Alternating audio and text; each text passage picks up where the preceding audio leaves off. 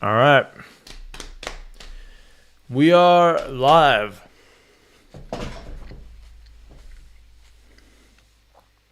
Good evening, everybody. Hello, Jeff, Gigi, Lee. Thanks for stopping in. A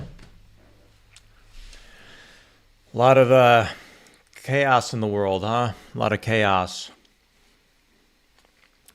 I haven't even been paying attention really. I'm just eating celery in my apartment, trying to be healthy.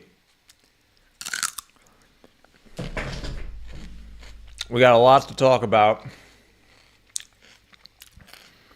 Do we? I have no idea what's going on. Israel and Iran have been like fighting each other for years. And they're bringing the whole world into it now. Of course, we all know Israel has very strong influence of the U.S. Why? I don't know.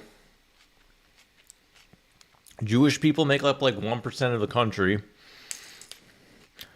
But it is what it is, I guess. It is what it is. It is what it is. All right, no more. We'll eat the celery later. Big, Tuesday night?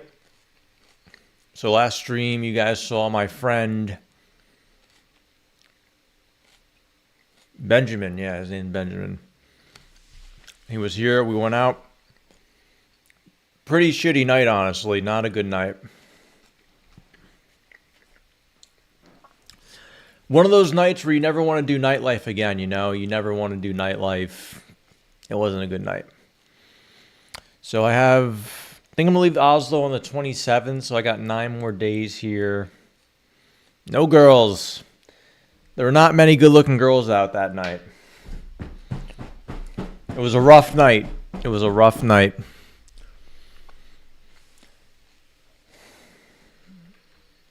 Wasn't Oslo's best night. Yep, womp, womp, womp. But we're getting out of here soon.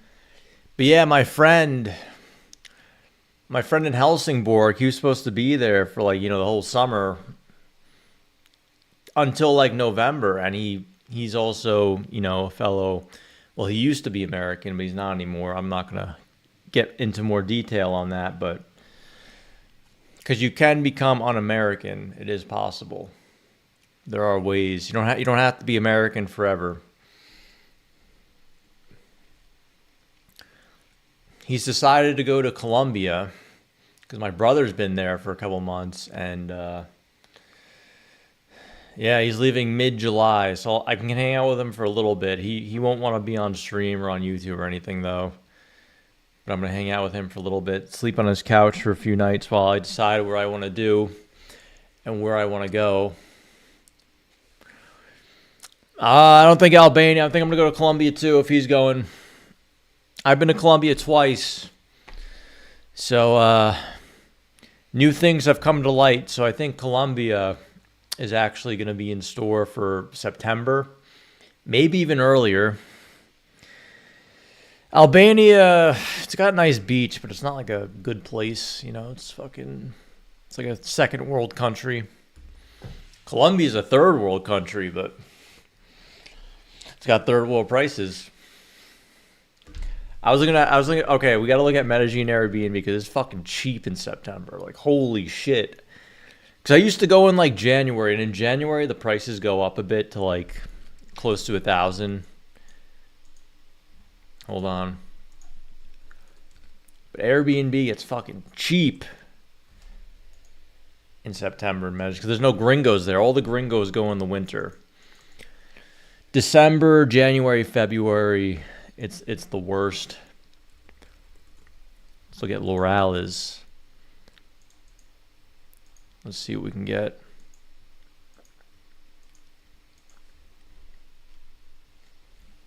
Hold on.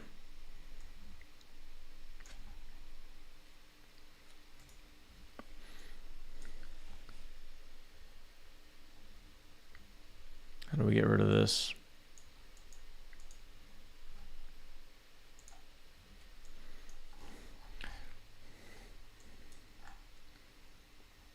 I used to live in this area. Let's see what $500 gets you. Dude, it's so fucking cheap. It gets you a bed, a table, a fan. Pretty basic apartment. Is that a balcony? No, it's like the outdoor. Look at that. You got some bars so no one can rob you. But it's like, dude, it's $500? What is 500 bucks? This is 416. What does 416 get you in Lorales? Okay, this is a pretty basic apartment. Yeah, this is real basic. But still, 400 bucks? Dude. 400 is what most people pay for like fucking like 5 days in America. It's fucking cheap. Guest house in Bellin. I lived in Bellin. So these are pretty basic apartments, but like, dude, they are cheap.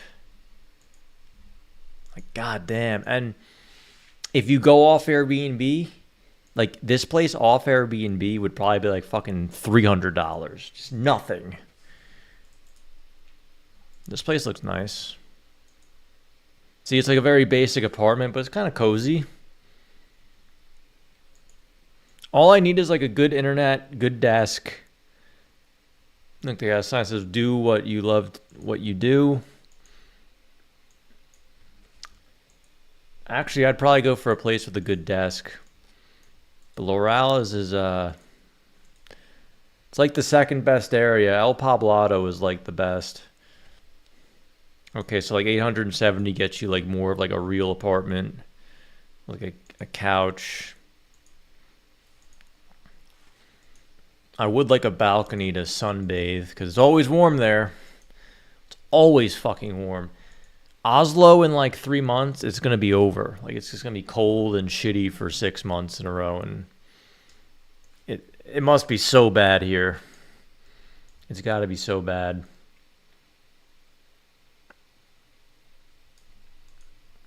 But yeah, very good prices. I used to work out at this park right here. There's an outdoor gym here. It's pretty good, actually. Never got robbed. I think I talked to some people there. Outdoor gym Unidad Deportiva de Bellin. So I like Bellin, and Lorales is very like middle-classy Colombian. You don't want to go over here to San Javier. That's where that's where some not so good stuff is going on. All right. Hey, Tom. So are we leaving after June? No, I'm still going to do Europe. July, August. We'll stick around. My friend's leaving immediately, though. As soon as his apartment ends in July, he's leaving. But Medellin's not going anywhere. Like, it's just nice all year round. It doesn't matter very much. Concerned about the red pill, blue pill? Yep. So, we might do Malmo. So Malmo is like an interesting one because everyone says it's all fucked up. It's like the worst crime in Northern Europe or whatever. So all Malmo's down here. So my friend's in Helsingborg, so I'm gonna go to him, and I'm gonna sleep on his couch. And I think I'm gonna check out this Malmo. And if it's not looking good, I gotta figure out somewhere else to go. So it's either between Malmo or Aarhus. So I've been to Copenhagen already. I kind of want to go to a smaller city now, more intricate city, as opposed to the big cities I've been to. So that'll be fun. Oh, I wasn't even showing you guys. My bad. So we're up here, Oslo. Go down to Helsingborg. And there's Lund, which is a college town, and then Malmo. And then Aarhus is over here in Denmark. It's all expensive, though. Not like Colombia. Colombia's got very good prices.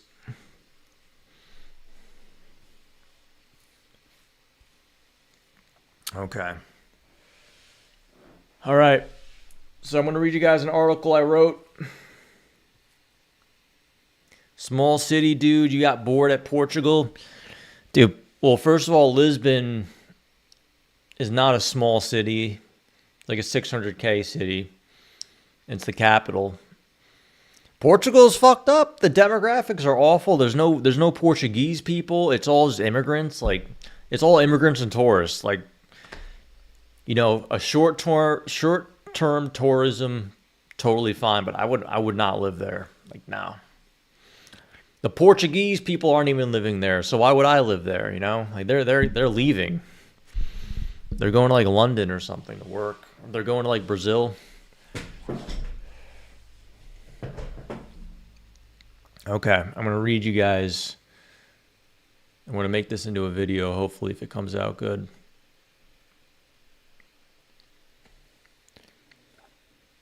Okay. How's the sound? Sound good?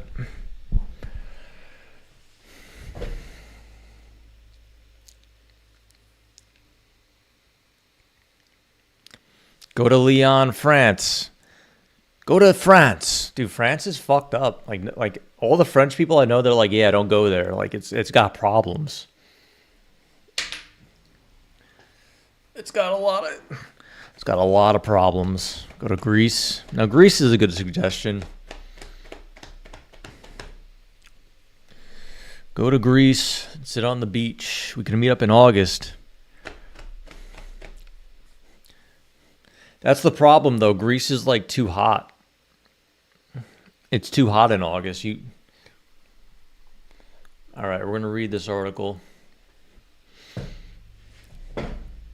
Okay.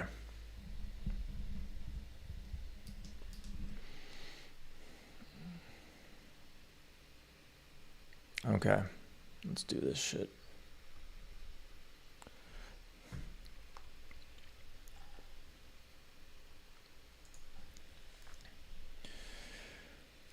Why the news is making you depressed and why you should stop watching.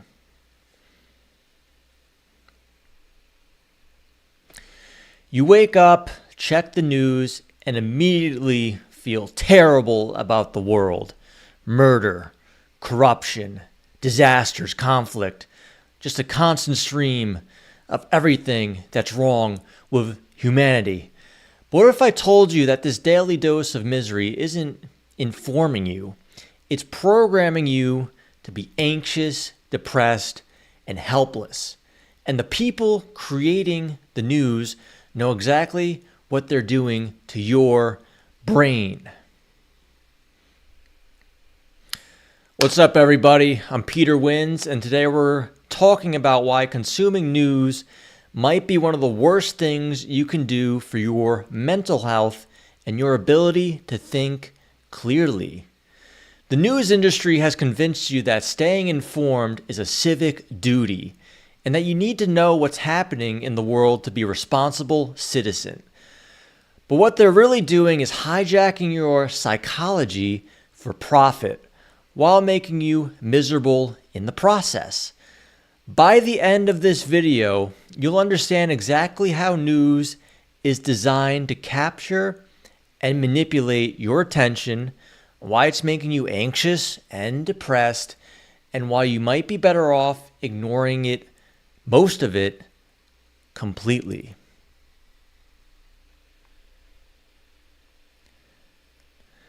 Now let's talk about the negativity bias exploitation.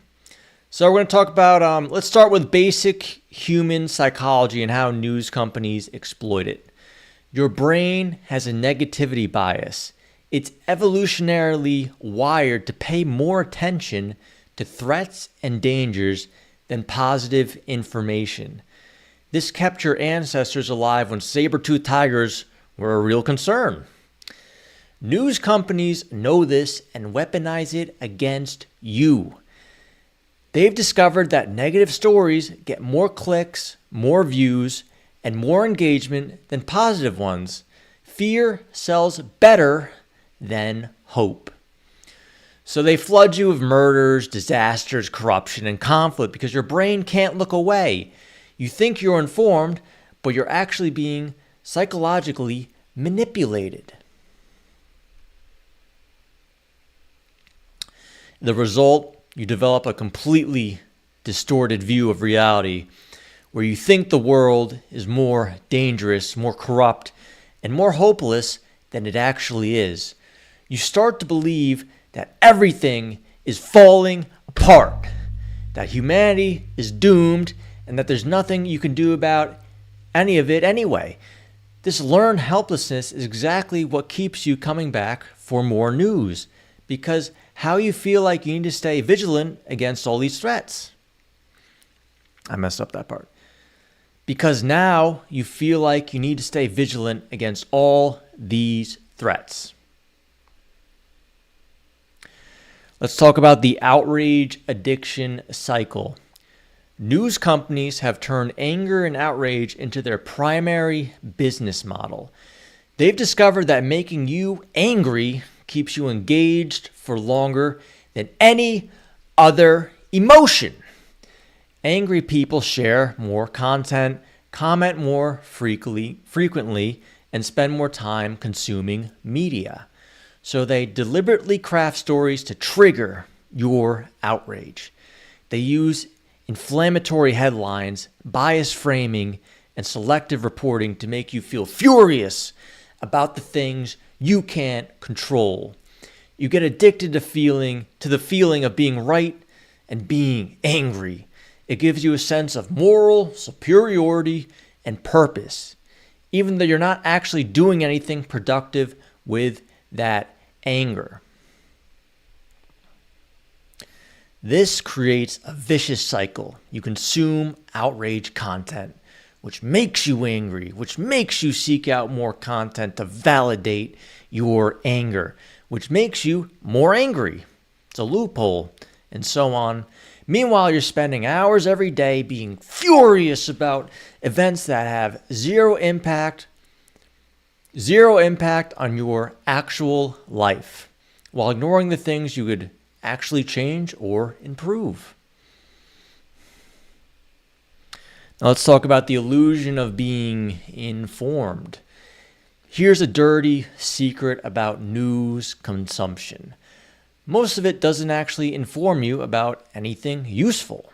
You think you're staying informed, but what you're really doing is collecting random fragments of information about events you can influence in places you'll never go, involving people you've never met.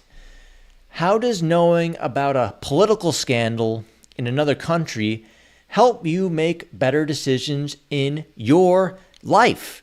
How does obsessing over celebrity drama improve your relationships or career? How does following every detail of breaking news make you more successful or happier? The vast majority of news is just entertainment disguised as information. It's gossip about strangers presented as important civic knowledge. Real information that could actually improve your life, how to build skills, manage money, improve relationships, stay healthy, or pursue opportunities, that's not considered newsworthy because it doesn't trigger the same emotional response. You could ignore 90% of current events and your life would not only be unaffected, it would probably improve because you'd have more mental energy for things that actually matter. Let's talk about the anxiety and depression connection. Regular news consumption is directly linked to increased rates of anxiety and depression. It's not hard to understand why. When you constantly expose yourself to stories about violence, corruption, disasters, human suffering, your nervous system starts to treat these as personal threats, even though they're happening thousands of miles away. Your brain doesn't distinguish between reading about danger and experiencing danger. The stress response is the same, whether you're being chased by a tiger or reading about a mass shooting. This chronic stress activation leads to anxiety, depression, sleep problems, and a general feeling that the world is unsafe and unpredictable. News also creates a phenomenon called learned helplessness. You're constantly exposed to problems that seem overwhelming and unsolvable, which makes you feel powerless and hopeless about everything, including problems in your own life that you could actually solve. Studies have shown that people who consume less news report higher levels of happiness, better sleep, improved relationships, and more optimism about the future. You're literally poisoning your mental health with a daily dose of other people's problems presented in the most upsetting way possible. So how do you guys like the talk so far? I think we're like halfway through. Whew. Little louder. Are you guys trolling? Is it too loud?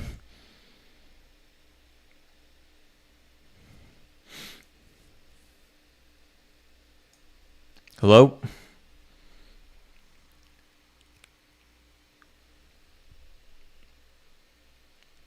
Well, yeah, it's supposed to be intense. I'm trying to elicit a response.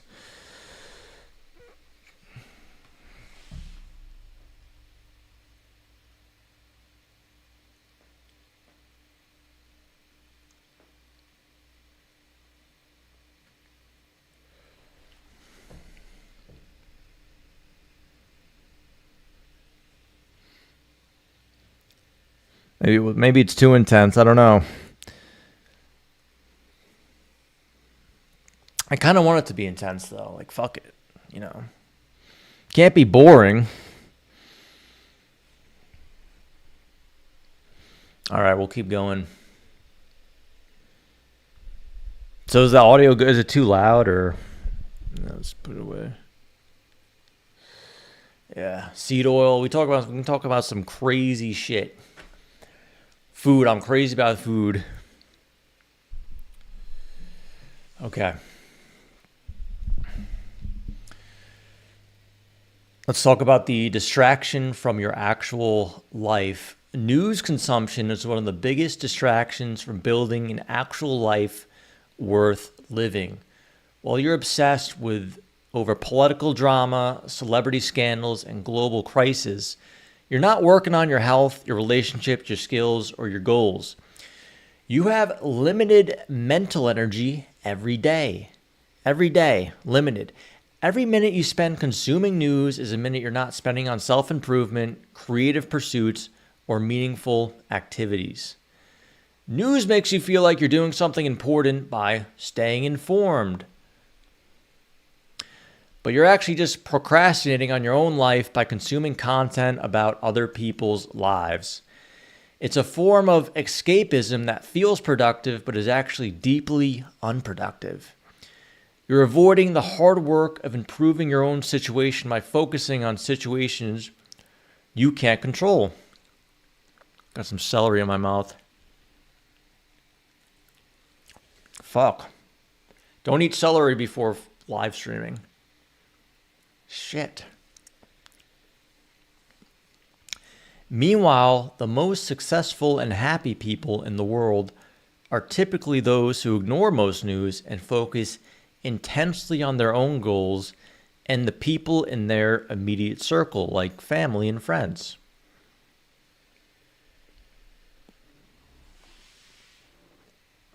Yeah, fuck this celery.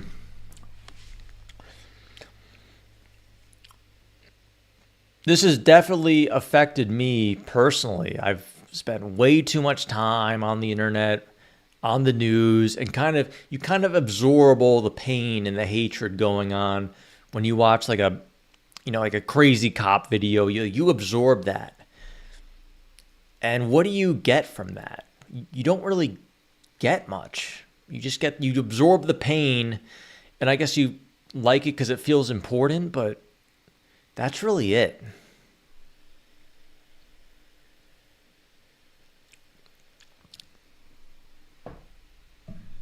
Fuck celery. Okay, let's keep going. Let's talk about the manipulation and agenda. News organizations aren't neutral information providers. They're businesses with agendas, and their primary agenda is keeping you watching. They manipulate information through selective reporting, sensationalized headlines, and emotional framing to create the most engaging narrative, not the most accurate one.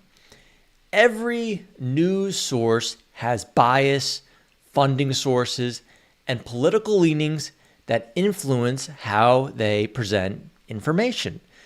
You're not getting objective reality. You're getting reality filtered through someone else's agenda.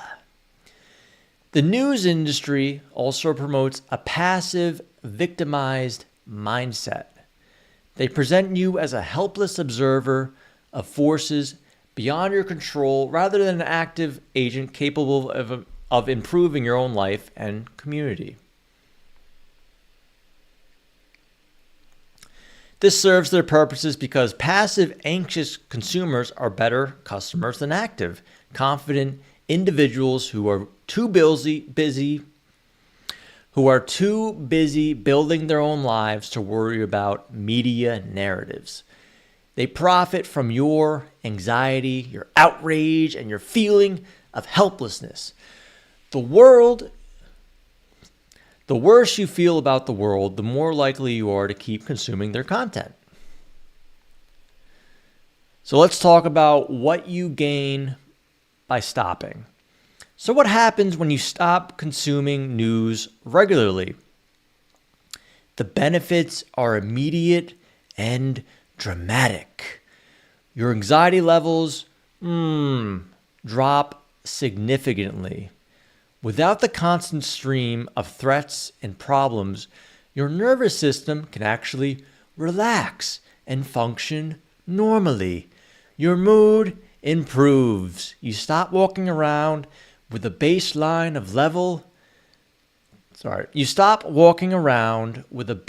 level of anger and frustration about things you can't control.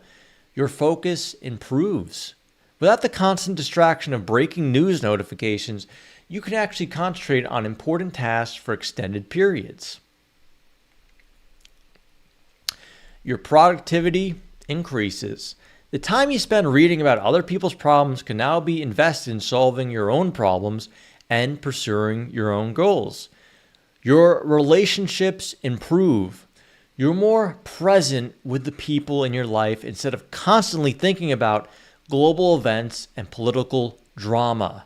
Your sleep gets better. You're not going to bed with your head full of violence, corruption, and disaster scenarios.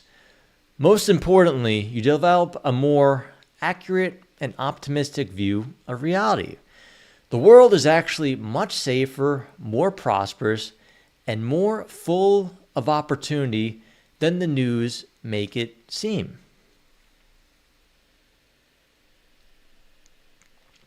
So how to stay informed without going insane? Because being a little informed is good, okay? This doesn't mean you have to become completely ignorant about the world. There are better ways to stay informed that don't destroy your mental health. Set specific times for news consumption instead of constantly checking throughout the day. Maybe 15 minutes once or twice a week, not multiple hours daily. Choose your sources carefully. Find outlets that focus on solutions rather than just problems, that provide context rather than just sensationalism.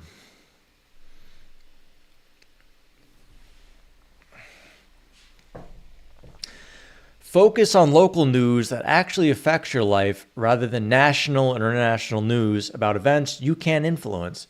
Read books and long-form articles about important topics instead of consuming bite-sized outrage content.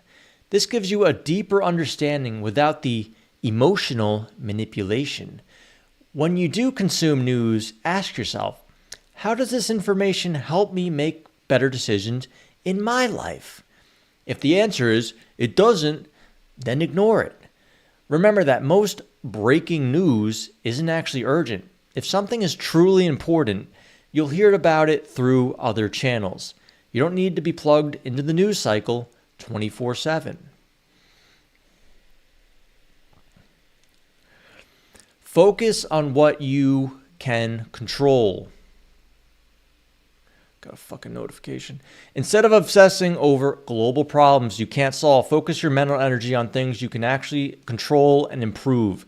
Your health, your relationships, your skills, your finances, your immediate community. These are the areas where your attention and effort can create real positive change.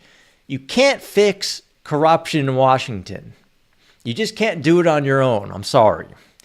But you can build a stronger relationship with your spouse. You can't solve global poverty, but you can improve your own financial situation. You can't prevent natural disasters, but you can prepare yourself and your family for the challenges. The most important thing you can do for the world is to build a strong, successful, happy life that serves as an example to others. You can't do that if you're constantly distracted by news about problems you can't solve. Local action has infinitely more impact than global outrage. Volunteer in your community, help your neighbors, support local businesses. These actions create real change in the world. All right. To conclude, the news industry has convinced you that being an informed citizen means consuming their content daily. But what they're really doing is farming your attention, your emotional energy, and your mental peace for profit. You don't need to know about every tragedy, every scandal, and every crisis happening around the world. You need to know about the opportunities and challenges in your own life and how to handle them effectively. The most successful, happiest, and most productive people I know don't watch the news regularly. They're too busy building something meaningful to waste time consuming other people's problems. Try it for a week. Stop watching the news. Stop checking the news. Stop scrolling through breaking news feeds. Stop watching news programs and see how you feel. I guarantee you'll be less anxious, more focused, and more optimistic about your life and your future. If this video convinced you to reconsider your news consumption habits, let me know in the comments. Share how reducing news intake has affected your mental health and productivity. Subscribe for more content about protecting your mind from systems that are designed to exploit it and building a life worth living instead of just consuming content about other people's lives. Remember, your attention is your most valuable resource. Don't give it away to people who profit from making you miserable. I'm Peter Wins, and I'll see you in the next one.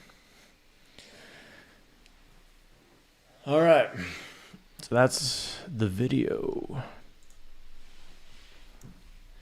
We were recording a video there.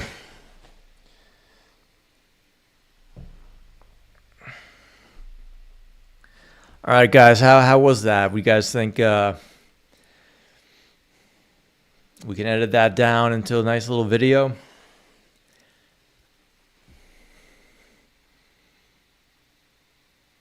We need an intro-outro tune. I mean, I had an intro. Maybe like a little 2-second intro-outro thing for it, yeah. Is Jill here? Yeah, you guys can buy a A shirt from Jill. All right, who we got here? Hello, Linda. Hello, Lance. No, don't get Jill. Don't get Jill. Don't get Jill. She's working hard. She's looking for a job. She's working hard. Let her be, you know. She's probably sleeping. Hello, Sea Devil. Tom. Hello, Peter. I think that's everyone. You should do college tours. I mean, I got to build up the YouTube first, you know. This is where it all starts. This is where it all this is how the influence spreads, you know, just going out the internet.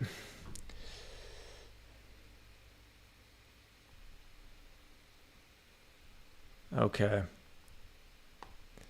You guys want me to do another one? What do you think? I can do one more. Let's look up the yeah, I've been spending a ton of time just writing this is actually a good article. Why young men are choosing black pill despair. But I feel like I gotta wear something black for this. I'd be looking real emo. The black pill. But I got a lot of topics. Any more on the news? We're talking about the news tonight because there's heavy dose of news. World War III is in the air. Israel versus Iran just never ends. It never fucking ends. Like, it's so dumb.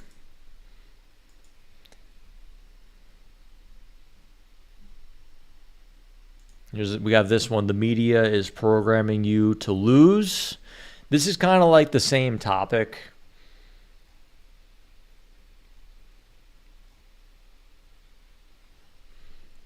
This is kind of like the same topic. Maybe doing two of these topics in a row isn't a good idea. This one's pretty good, actually. The psychology of why we love disasters. Makes sense. I guess the World War is like, you could almost call it a disaster in a way. It's more about like drama addictions, a lot of mental health focused stuff. No need to edit it. Well, you got to edit it to make it a little bit more tight. Like, I stopped a few times. There are a couple of pauses, so you got to edit out the pauses so it just flows better. And yeah, I gotta hire some guy to edit the video. Like, I'll throw someone $10-15, maybe 20. See what they can do with that. Cause you know how like PewDiePie, like all the YouTubers, you kind of like zoom in. They make like little things in the video to make it a little bit more interesting, I guess.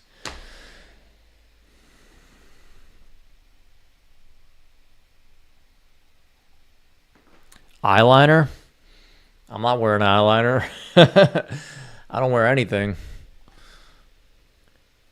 What up, Michael Franco? How's Puerto Rico? Oh, Michael Franco, have you ever been to Colombia? Shit, we can hang out in Colombia if you want. Come down to Medellín. Can have some fun. How close is Puerto Rico's? I think I knew a Puerto Rican guy who lived in Medellín.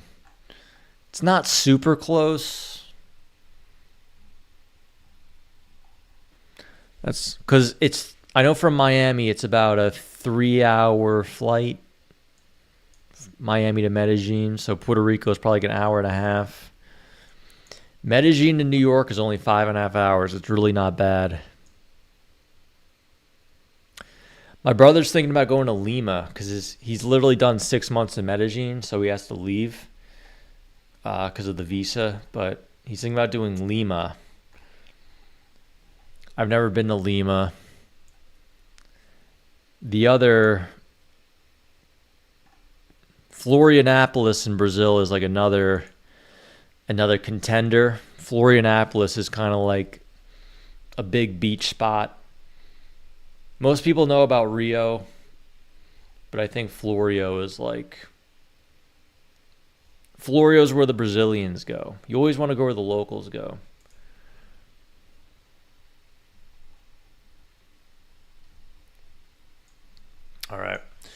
We'll do another one, I think. I think we'll do another one, but we'll let you guys choose. We'll do another video.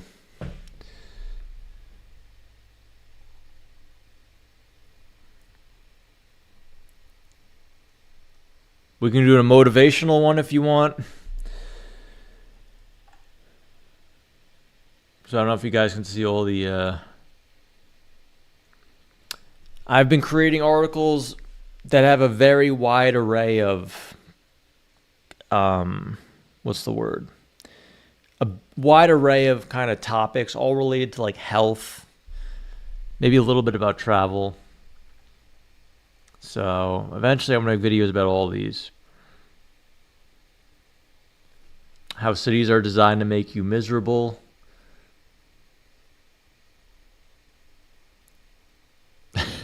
There's some pretty doomer ones. Why nothing you do matters. So which one should we do? I'm going to do one more, I think.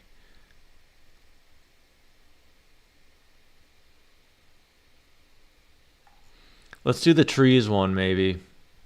Where's the trees one?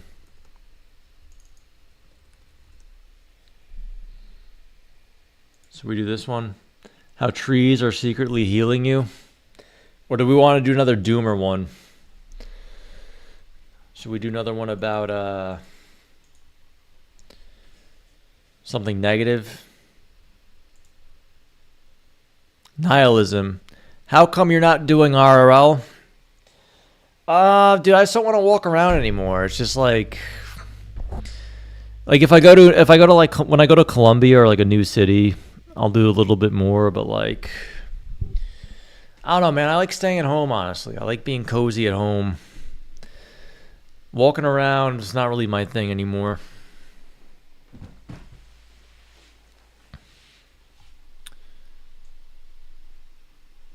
Hello, Lutra. Hello, Joe. Doomer. So Jeff wants to do something doomer. Should be wearing black for this, but oh well.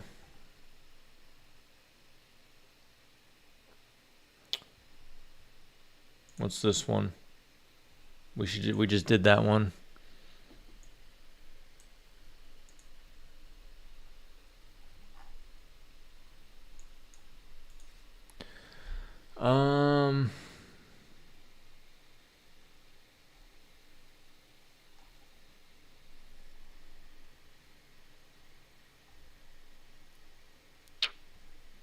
Let's see. I have a lot. I could do one about food. I'll do that one tomorrow because I'm going to be yelling a lot about this. I'm very passionate. Why women betray each other more than men. That's a spicy topic. How social media is designed to make you give up on life.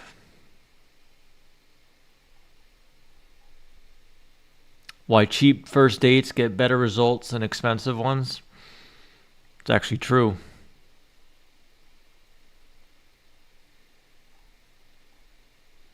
Your attention span is shorter than a TikTok video. Your phone is killing your ability to lock in. You're choosing to be tired, sick, and weak every day. Let's do this one. Let's do this one. This is like a motivational one.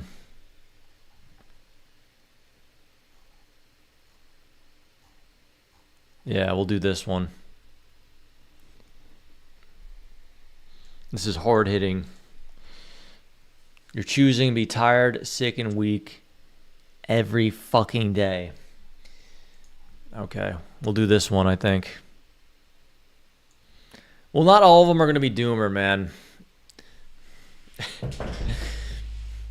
They can't all be doomer. You got to have some motivation, you know, there's got to be a little bit of motivation. I can't just be screaming about how fucking life sucks. Okay.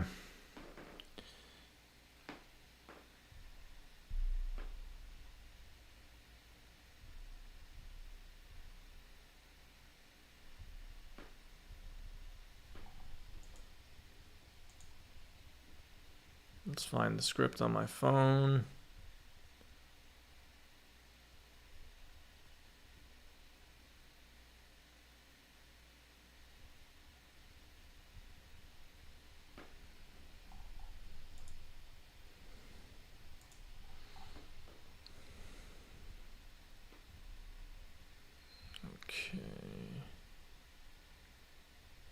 Okay, I got it. You guys ready?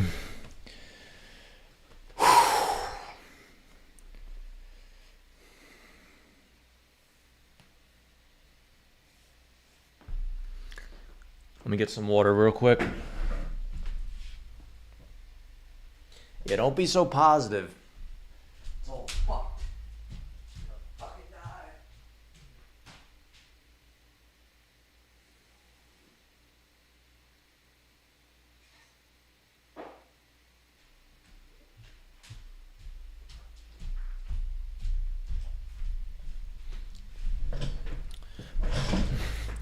Yeah, that's gonna be my new channel. Is just scream at people. Scream at people for 5 hours a day. Say it's fucking over for you. Nah, I want to be a little positive. You got to be negative, then positive. You got to end on a high note. Okay.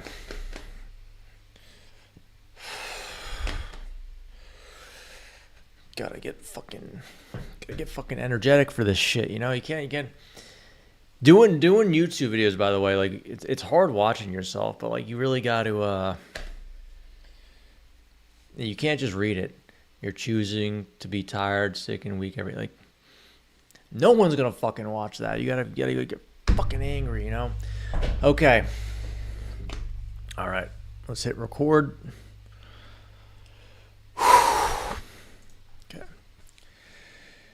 You're choosing to be tired, sick, and weak every day. You wake up tired, drag yourself through the day, get sick constantly, and feel weak both physically and mentally.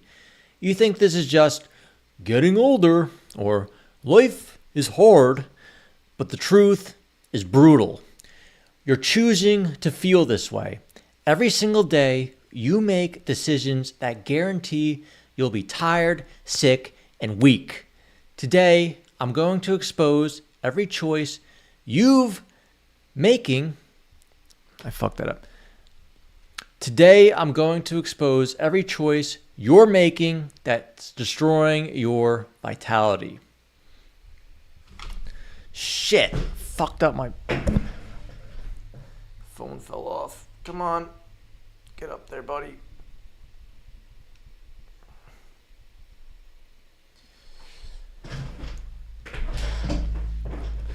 This is why you got to live stream these. These are the little bloopers of making a video. Yeah. Hello, California Dreaming. Okay.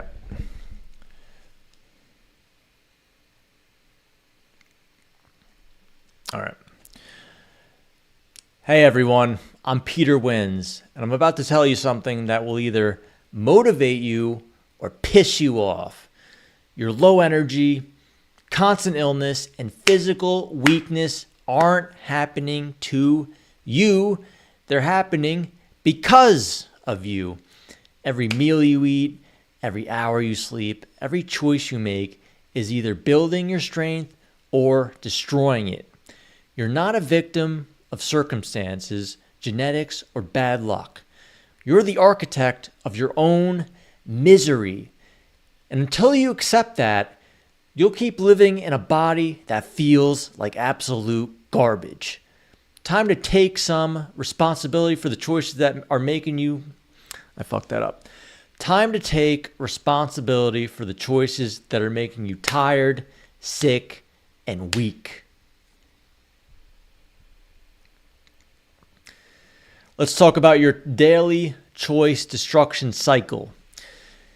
Let me walk you through a typical day of self-destruction that you call normal life. 6 a.m., the snooze button sabotage. Instead of getting up when your alarm goes off, you hit snooze 3 to 5 times. You're starting your day by training your brain that you can't keep commitments to yourself. You're also disrupting your sleep cycles and making yourself groggier. Then we have 7 a.m., the sugar shock breakfast. Coffee with sugar, cream, plus a pastry, cereal, or nothing at all. You're spiking your blood sugar, crashing by 10 a.m., and setting yourself up for cravings all day. You choose immediate pleasure over sustained energy. 10 a.m., the energy drink desperation. You're already crashing from your sugar breakfast, so you reach for more caffeine and sugar. You're medicating the symptoms of your bad choices instead of fixing the root cause. 12 p.m., the fast food coma. Lunch is processed garbage that makes you sleepy and sluggish for the afternoon. You choose convenience over vitality, and now you're paying the price with brain fog and fatigue. 3 p.m., the afternoon crash. You're exhausted, so you reach for more sugar, more caffeine, or more processed snacks. You're in a constant cycle of energy spikes and crashes because you refuse to eat food that actually nourishes your body. 6 p.m., the couch collapse. Instead of moving your body, you collapse on the couch and you scroll on your phone. You're choosing temporary comfort over the energy that comes from movement. Then we have 9 p.m., more screen time sabotage. You stare at screens until midnight, disrupting your circadian rhythms and guaranteeing poor sleep quality. You're choosing entertainment over oh so precious recovery. Every single choice is making you sicker, weaker, and more tired. But you just call it, oh, that's just how life is.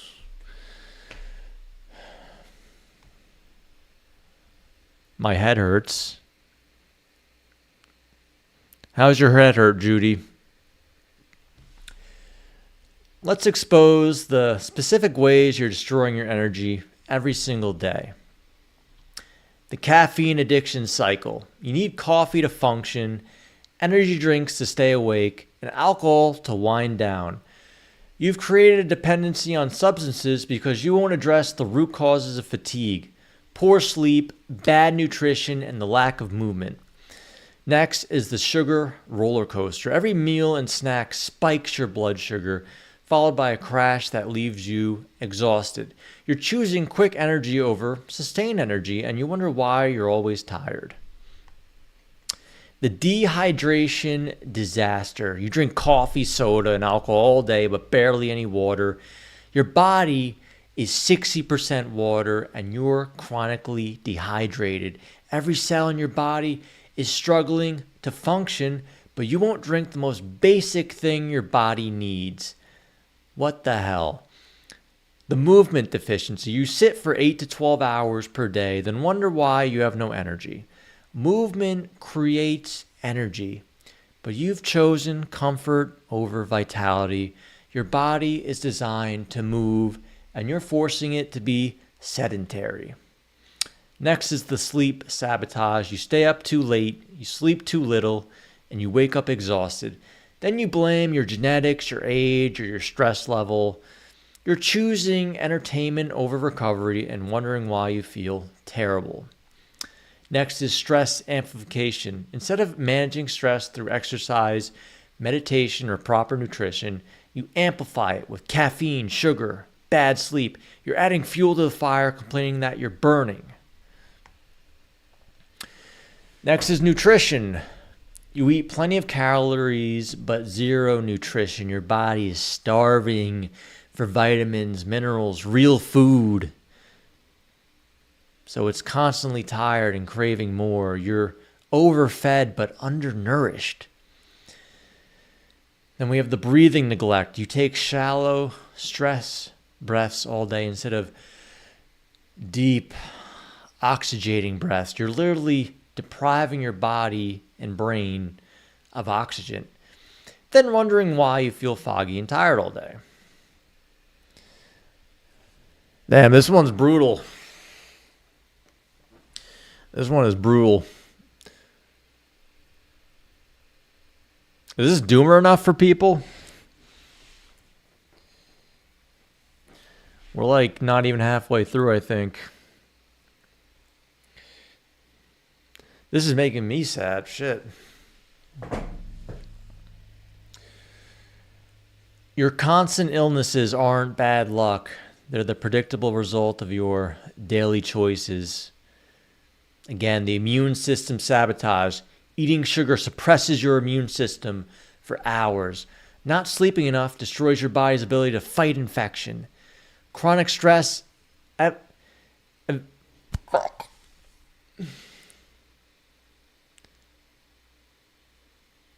Chronic stress elevates cortisol, which weakens immunity. Not exercising reduces your body's defense mechanisms. Poor nutrition deprives your immune system of the tools it needs. Then we have the inflammation factory. Every processed food you eat creates inflammation in your body. Chronic inflammation leads to joint pain and stiffness, brain fog and mental fatigue, digestion issues, skin problems, and increased risk of chronic diseases. Man, this one is too doomer. I can't do this shit, man. This one is too...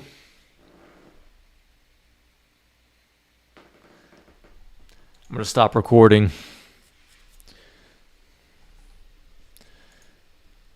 This one is too doomer. I think we're up to here. Dude, it's too... Yeah, this one's a little too long, I think.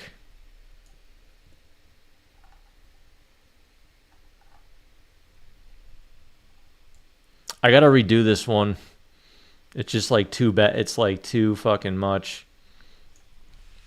All right, we're gonna do one more. I didn't like how that one was playing. It was like too much. Let's do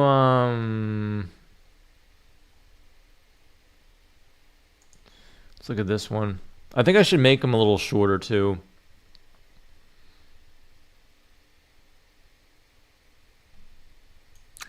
The mindset that changes everything. Winners versus losers.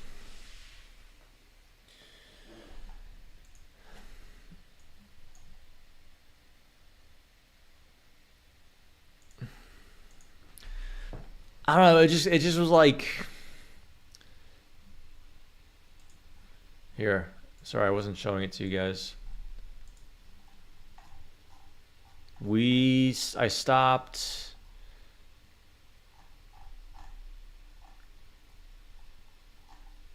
I stopped right here. I don't know. It just kept on going on and on and on and on and on. I was like, holy shit. It's so fucking... it was too much. It was too much for me. I felt bad. Okay, it gets kind of positive towards the end. Where's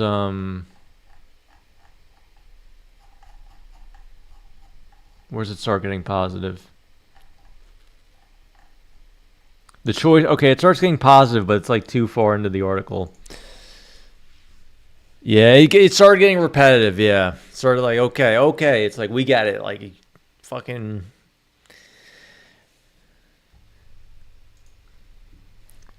Yeah, too much repetition, I think.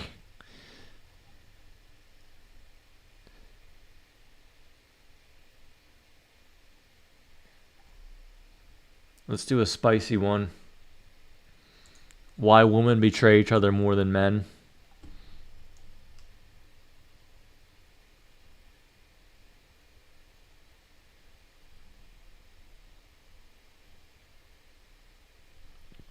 You guys want to talk about this?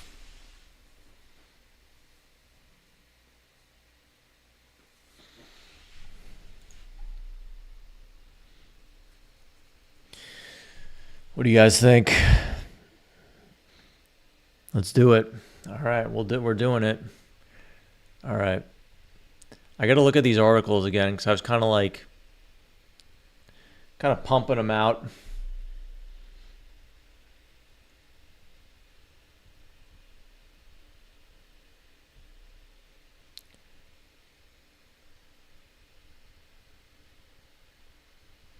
Let's see why women betray each other more than men. Okay. The girls want to know. Let me get some water real quick.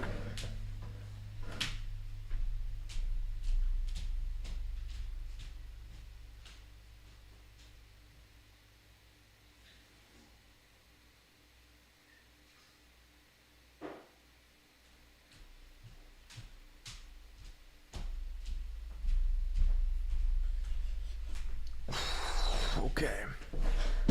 Let's fucking do this shit, baby.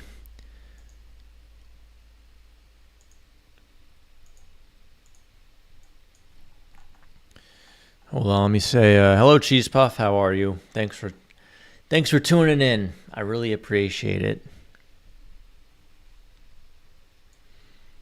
Okay.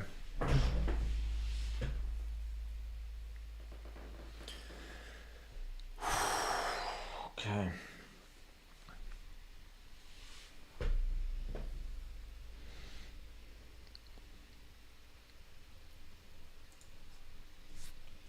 All right. Why women betray each other more than men.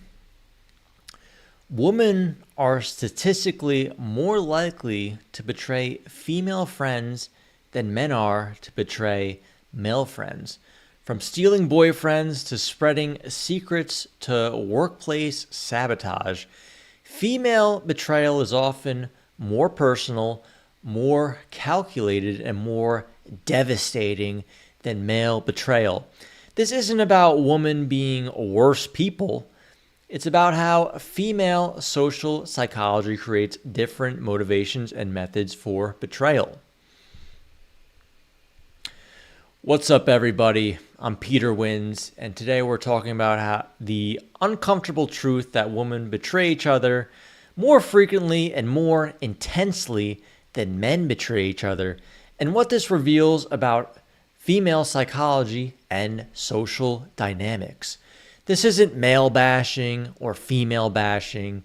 It's examining the psychological and evolutionary factors that make female betrayal different from male betrayal in both frequency and intensity. By the end of this video, you'll understand why female betrayal happens more often, how it differs from male betrayal patterns, and what drives women to turn against each other in ways that men typically don't experience.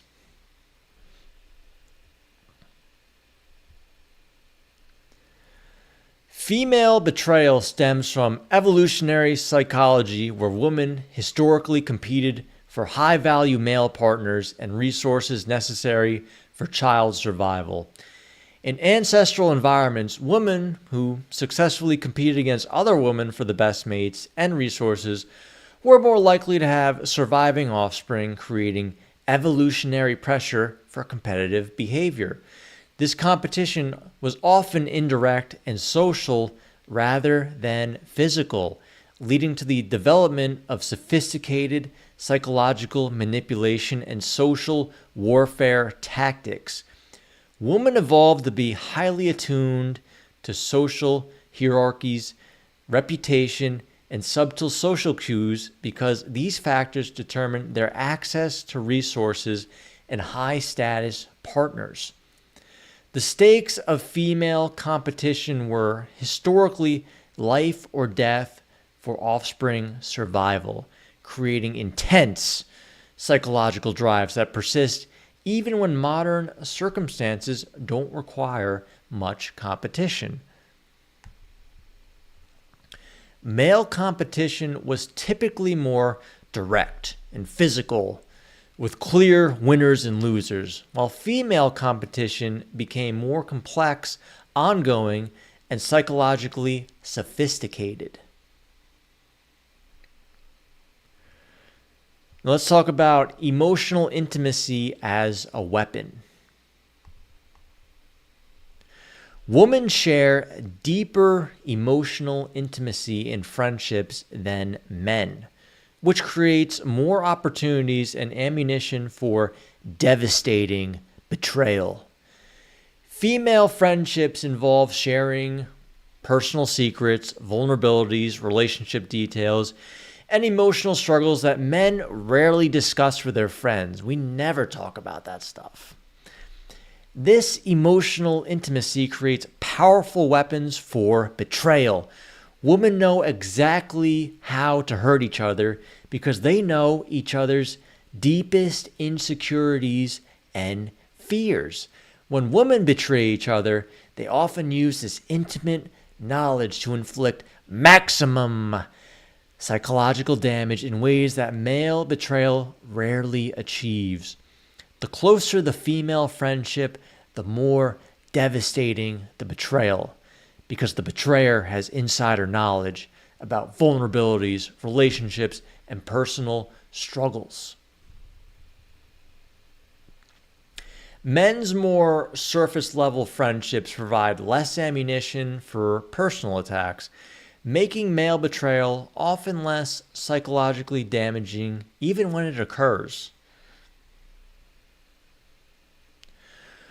Women are socialized to avoid direct confrontation, leading to indirect aggression that makes betrayal more likely and harder to detect and address. Female betrayal often involves reputation damage, social exclusion, gossip campaigns, and relationship sabotage rather than direct confrontation or competition. This indirect approach allows women to betray each other while maintaining plausible deniability and appearing innocent or concerned. Oh no, I can't believe that happened. Social media has amplified women's capacity for indirect aggression, making it easier to damage reputations, spread rumors, and orchestrate social exclusion. The indirect nature of female betrayal makes it harder for victims to defend themselves or seek resolution because the aggression is often subtle and harder to prove. Men's more direct approach to conflict resolution means that betrayals are often addressed immediately rather than festering into ongoing psychological warfare. How men do we just hey bro, what's going on, bro? Like, what the hell, bro? That's basically it.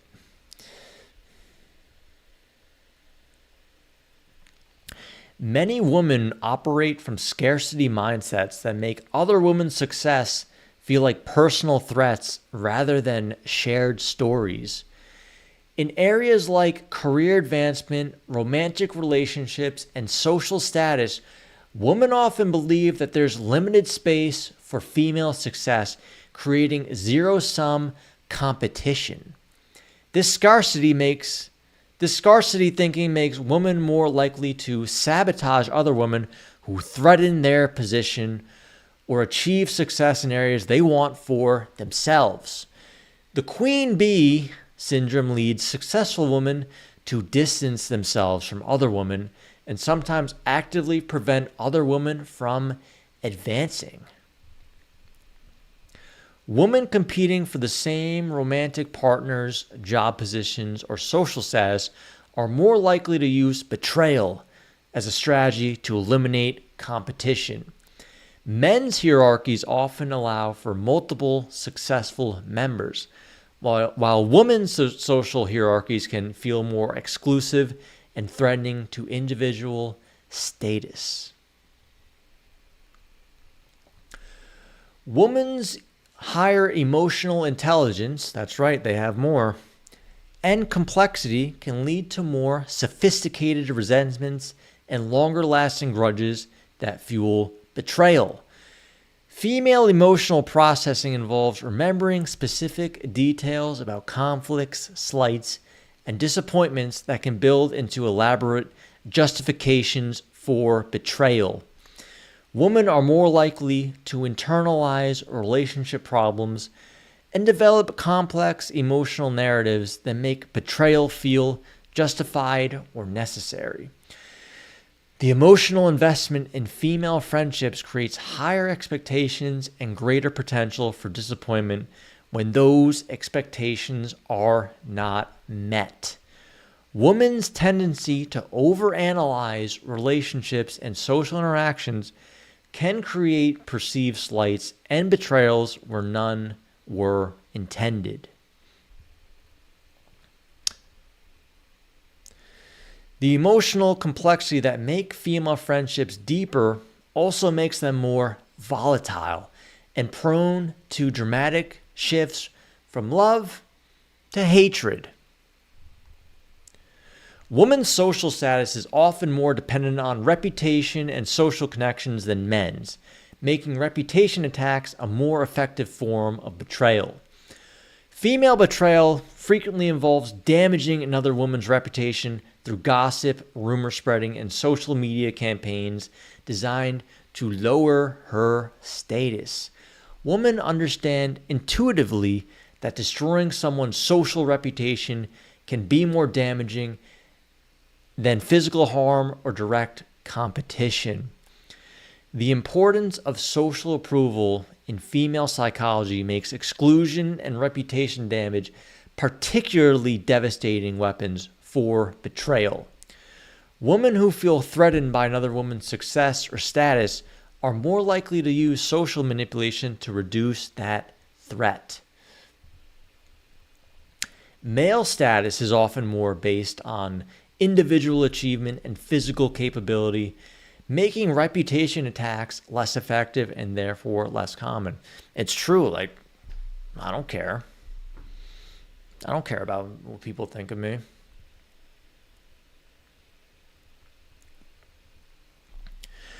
Some female betrayal stems from internalized misogyny, where women have been taught to see other women as competition rather than allies.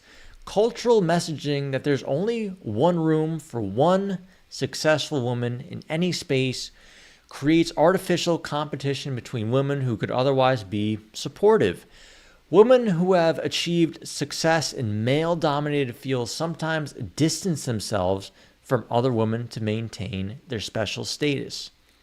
The pick-me mentality leads some women to betray other women to gain approval and acceptance from men or male-dominated systems.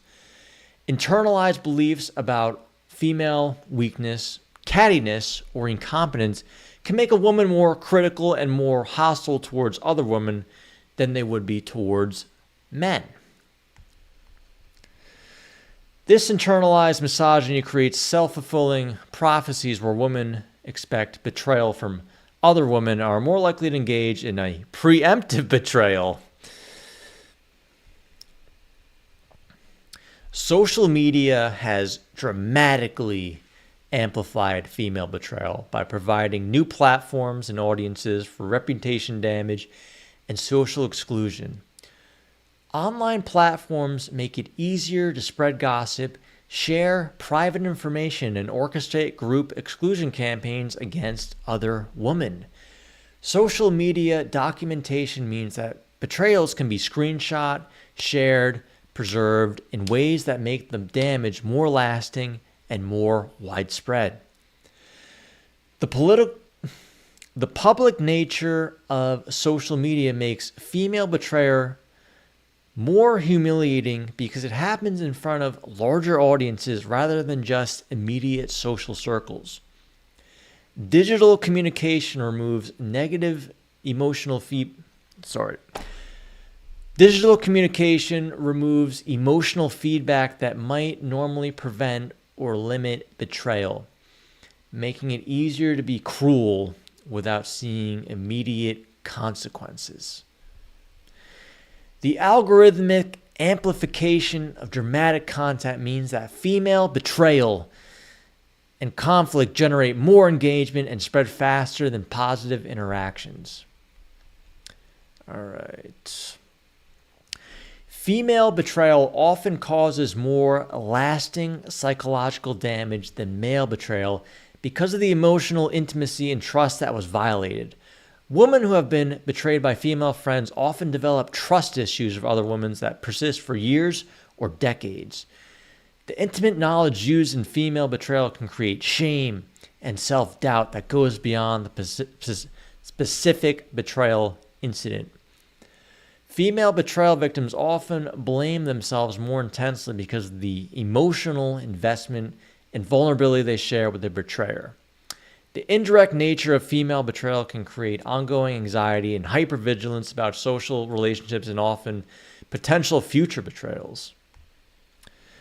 Recovery from female betrayal often requires rebuilding that not just trust in individuals, but faith in female friendships and social connections generally. All right, to conclude, women betray each other more than men, not because women are worse people, but because female psychology and social dynamics create different motivations and methods for that betrayal. The evolutionary competition for resources and mates, like me, combined with deeper emotional intimacy and indirect aggression patterns, makes female betrayal much more frequent and more psychologically devastating. Understanding these patterns doesn't excuse betrayal, but it helps explain why female friendships can be simultaneously more rewarding and more dangerous than male friendships. Recognizing these dynamics can help women protect themselves from potential betrayal while also examining their own motivations and behaviors towards other women. The goal isn't to become paranoid about female friendships, but to understand the psychological forces that can turn supportive relationships into sources of betrayal and pain. If this video helps you understand patterns of female betrayal you've experienced or witnessed, let me know in the comments. Share your thoughts on the differences between male and female friendship dynamics. Subscribe for more content about social psychology, relationship dynamics, and the hidden forces that shape human behavior. And remember, understanding these patterns is the first step towards building healthier friendships. I'm Peter Wins. I'll see you in the next one. Thanks for watching. Okay. Whew. Hello, Top Cat. Yeah, we got some of that shit going on in our Discord with Jill versus Lutra. Hello, Bridget.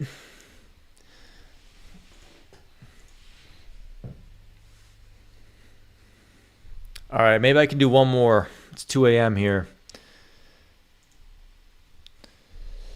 Lutra says, thanks for giving me tips on how to hone my skills. Oh, yeah, Lutra is a killer. Lutra is a killer.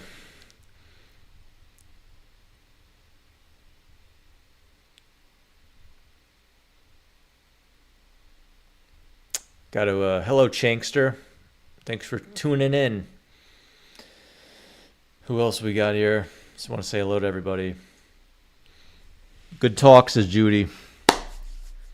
Yeah, we can do one more. So I'm going to turn that into like a video. Like that's like the goal, and hopefully I can get an editor to make it good.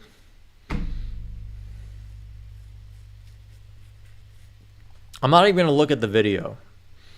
Because here's the thing, like when being YouTuber is hard because like you have to look at the video, and then you look at the video and you don't really like the way you look. You're like, fuck, I'm like that ugly. Like I'm fucking ugly. I'm terrible. And then you don't put the video out because you're like, I don't like how I look. Maybe if I do it tomorrow, or maybe I can lose a little weight, you know, in 2 weeks I'll make it better. And then you never do the video. That's why I like live streaming, because it's coming and you can't do anything about it. Peter, can you talk about women only dating in their social class? Where's the merch? Well, Jill made some merch for me, but really all she did was she took pictures from my Instagram and she copy and pasted it onto like a fucking hoodie that. So I don't think anyone's gonna buy that though. Like, I'll show you what she did. Now, I appreciate the effort, you know. The fuck?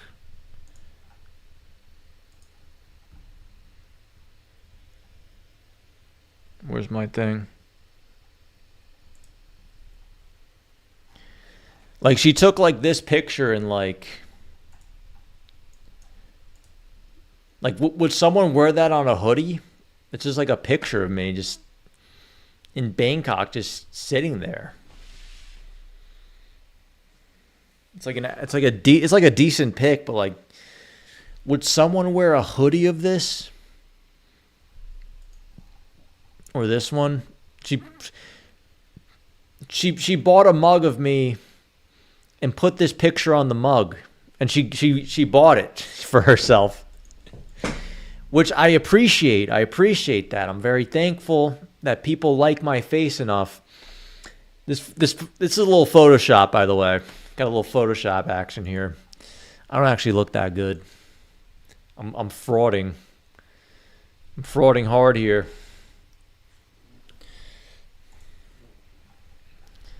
Is she one of the Real Housewives of New York? Yeah, she is. Where's my Peter vibrator? Yeah, we need to get into the sex toys industry. That's the next. Put a filter on. Yeah, this is no... I actually looked up... You can actually filter... you can actually filter through here. Which I was thinking about, but I'm like, no... Everyone's filtered, everyone's fake. Let's just be real, you know, no filters or any bullshit.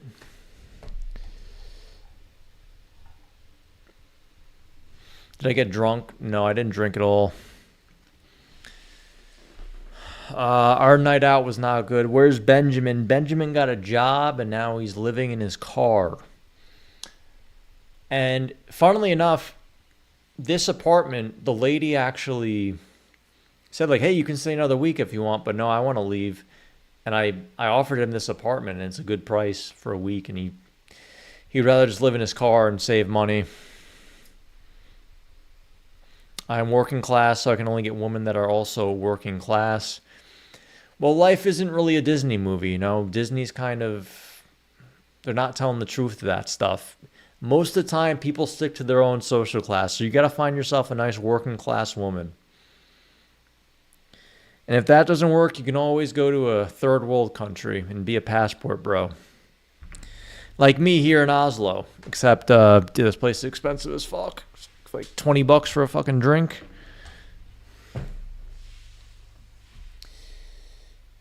Alright, we gotta do one more article for tonight. We'll do one more. I guess change my clothes in these videos too. So I think for the doomer topics, I'm going to wear my black turtleneck because that shows real doom. The Disney prince I choose is the Beast from Beauty and the Beast. Thank you, Peter, for your advice. I'll be quitting my job and move to Thailand. That's what a lot of guys do. I wouldn't go to Thailand, though.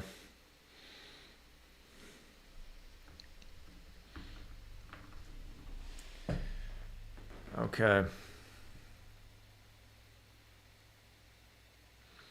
I actually wouldn't passport bro and get a wife in those places. I would like a wife from the US or Canada or Western or Northern Europe. Those are kind of like my places, or Australia. Preferably a woman from like the Western world is what I would prefer.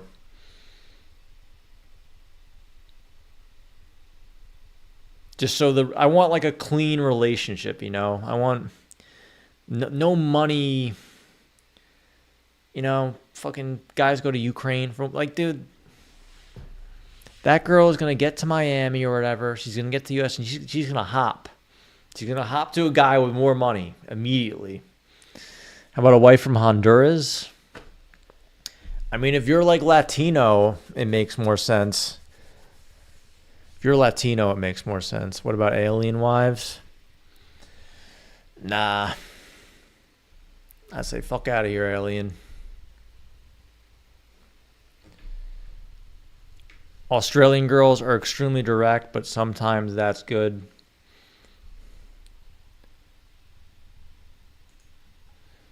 Okay, let's look up one more to do tonight. The psychology of why we love disasters. What do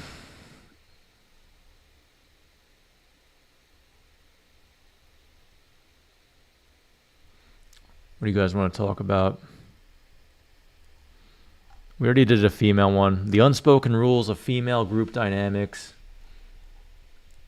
I got a lot of articles. I've just been pumping them out.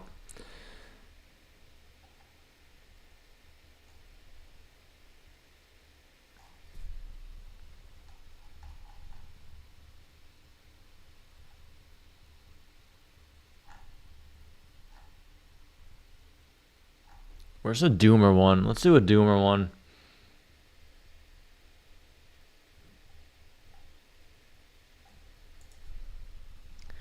I want to talk about what's downstairs. So about that silicone, everything is doomer. If you know how to wine and dine, then you're halfway there, says Bridget. Ooh. Now that, where'd that one about, this is actually a good, hold on, where is it? You guys want to talk about this?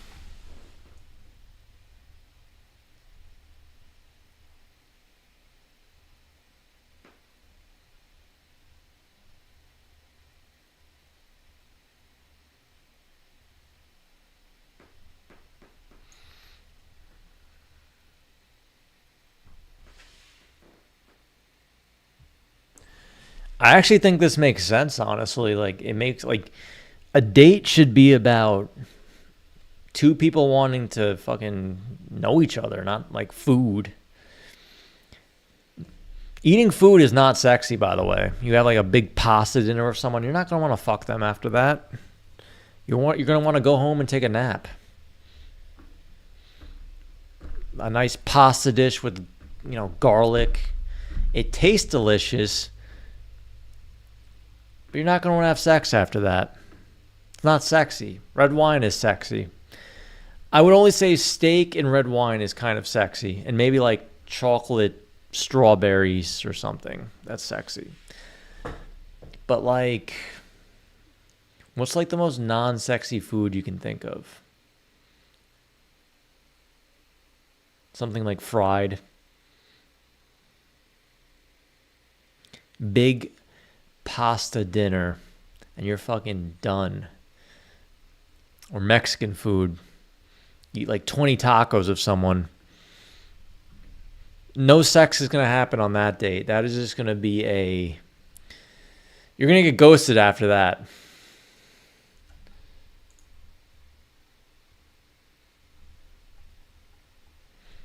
Okay, let's do this one. This is the final one we're reading tonight.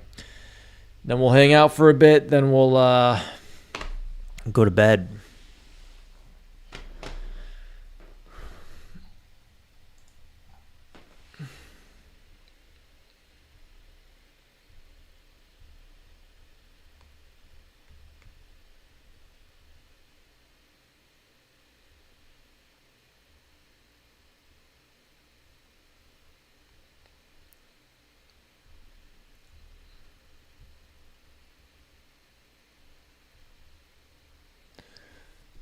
Where is it?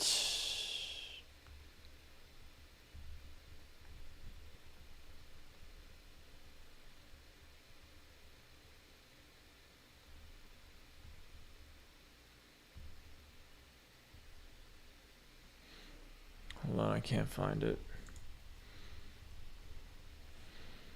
Or was it July? Oops, we're getting closer. Peter, we need to do something. I'll be going on a date with Nightbot. What do you mean, July? I don't understand. Why can't I find this article on my phone?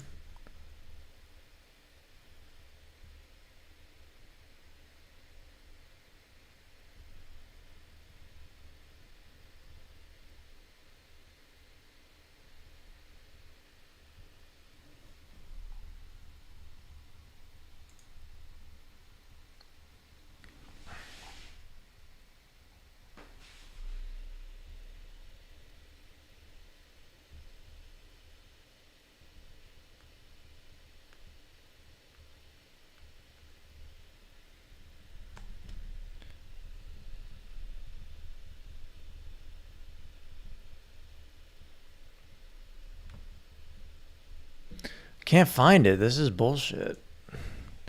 On the chat that it doesn't everyone head for the Hamptons in July. Hi, good afternoon, Peter. I'm new to the channel. No, you're not new.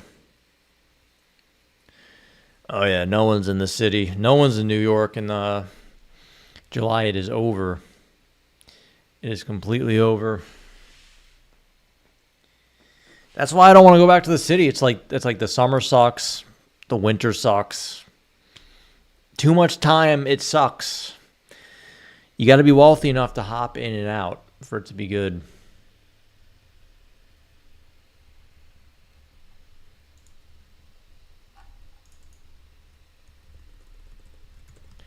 Hold on, I gotta do some. It doesn't have a title. There we go.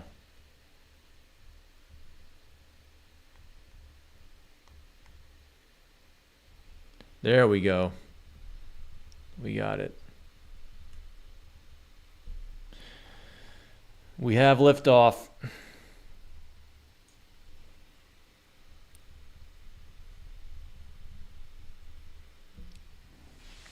Okay.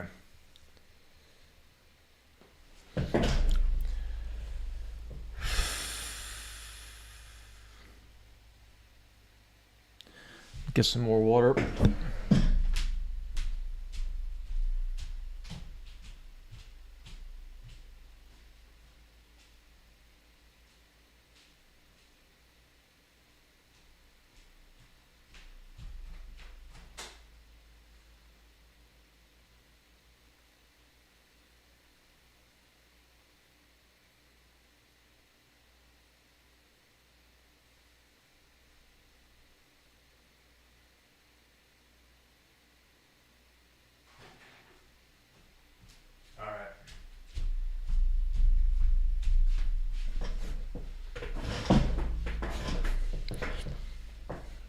Okay.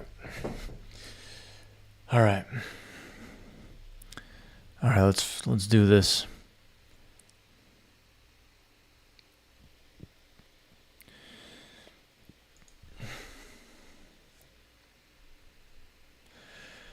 Why cheap first dates get better results than expensive ones. The best first dates I've ever been on cost less than $20, and the worst ones cost over $200. This isn't a coincidence. There's actual Fuck. I'm fucking up already. This shit is bright. This isn't a coincidence. There's actual psychology behind why every cheap first date creates better connections, stronger attraction, and more successful relationships. Today, I'm going to show you why spending less money gets you better dating results. Hey everyone, I'm Peter Wins, and I need to share a counterintuitive dating truth that will change how you approach first meetings. Cheap first dates consistently outperform expensive ones in creating genuine connections and leading to successful relationships. This goes against everything you've been told about dating. But the psychology is clear. When you remove the pressure, performance, and artificial investment of expensive dates, you create the perfect environment for authentic attraction and real compatibility assessment. Today, I'm going to break down exactly why this works and how to use it. Let's start with why cheap dates create better psychological... Fuck, keep messing up that. Let's start with why cheap dates create better psychological conditions for connection. Reduced performance pressure. Expensive dates create pressure to justify the investment. Both people feel obligated to make it work, which leads to performing rather than being authentic. Cheap dates remove this pressure, allowing natural personalities to emerge. Next is authentic behavior emerges from this, like we just said. There's no more financial pressure. People relax and show their real selves. You see how they handle casual situations, their genuine sense of humor, and their actual personality rather than their impressive date personality. The focus shifts to connection. Without the distraction of expensive environments and formal settings, attention naturally focuses on getting to know each other. Conversation becomes the main event rather than competing with elaborate surroundings and food or whatever, the waiter. Natural compatibility testing is next. Cheap dates test for genuine interest.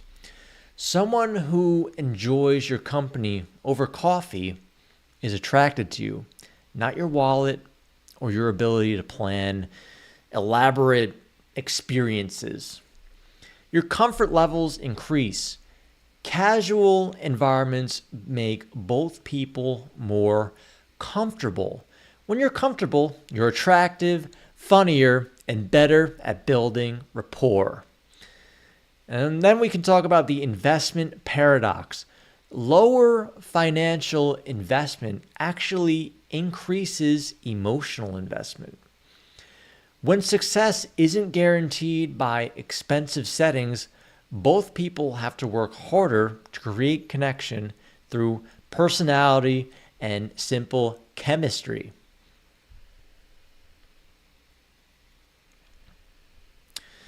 Next, we talk about stress reduction benefits. Financial stress kills attraction. When you're worried about the cost, you can't be fully present. Cheap dates eliminate this stress, allowing you to focus entirely on the other person. You're not going, Jesus, this much money? That doesn't exist on the cheap date. Next is equal power dynamics. Expensive dates often create unequal power dynamics where one person is impressing the other. Cheap dates create a nice peer-to-peer interaction where both people are equally invested in making it work. There's actual research that explains why cheap dates are more effective. The effort justification effect is the first one. When people work harder for something, they value it more. On cheap dates, both people have to use personality and charm to create attraction, making the connection feel more earned and valuable. Next is the cognitive load theory. Expensive restaurants and elaborate activities create cognitive overload. Your brain is processing the environment, the menu choices, the social expectations, and the other person simultaneously. Simple environments reduce this cognitive load, allowing full focus on the connection. Me and you. That's all that matters. Not food, not whatever, the band, the waiter. Next is the contrast principle. When the setting is simple, any chemistry or connection feels more significant by contrast. In elaborate, fancy settings, you can't tell if you're attracted to the person or just caught up in the experience. Next is stress and attraction research. Studies show that moderate stress can increase attraction. Think exciting activities. But financial stress and performance pressure decrease attraction. Cheap dates provide the right kind of stimulation without that harmful financial stress. Then we have the mere exposure effect. Simple, repeatable date formats allow for more frequent meetings. The more you see someone in relaxed settings, the more attractive they become through familiarity. Next up is authenticity. People are more attractive when they're being authentic. Expensive dates encourage performance and impression management, while cheap dates, again, encourage authenticity. Next, we have the Benjamin Franklin effect. When someone does small favors for you, like meeting you for simple coffee, they actually like you more afterward. Cheap dates often involve small mutual favors and considerations that build rapport. Then we have dopamine and reward systems. Variable reward schedules create stronger attraction than predictable high rewards. Simple dates with moments of genuine connection create stronger dopamine responses than elaborate but predictable expensive experiences. And again, next we have the pratfall effect. Slightly imperfective situations, like a coffee shop or, whatever, simple, make people more relatable and attractive than perfect but sterile, expensive settings. And then we have the social proof theory. In expensive restaurants, you're both performing for other diners and staff. In casual settings, you're only performing for each other, creating a genuine social proof of interest. So let's see what cheap dates actually accomplish. There's better conversation quality. Coffee shops, casual settings encourage actual conversation. You can hear each other speak, make eye contact easily, and have natural dialogue flow without competing with elaborate environments. Again, there's authenticity. You see how someone handles everyday situations. Are they kind to service workers? Do they tip approximately? How do they handle minor inconveniences? This reveals character better than the formal dinner. And then we have the physical chemistry evaluation. Simple settings make physical attraction more obvious. Without elaborate environments masking or enhancing attraction, you can assess genuine chemistry more accurately. And then you can see, is there lifestyle compatibility? Cheap dates reveal whether someone can enjoy simple pleasures. If they can't have fun over a coffee or a walk, then they might be high maintenance or very materialistic. Huge problem nowadays. Next, there's communication skills testing. Without entertainment or, food to distract from conversation, communication skills become paramount. You quickly learn if someone can hold engaging dialogue with no help. You also see if your values align. How someone responds to simple date suggestions reveals their values. Are they grateful for the invitation, or do they expect a fancy date? Something popped up. This tells you about their character and expectations. Simple dates test adaptability. Can they handle plan changes, weather issues, or venue problems with grace? This predicts how they handle relationship challenge. Cheap dates ensure both people are equally invested. No one feels obligated due to expense, and no one feels guilty about the other person's financial sacrifice. Simple first dates create a natural escalation. If coffee goes well, you can extend it to a walk or grab lunch.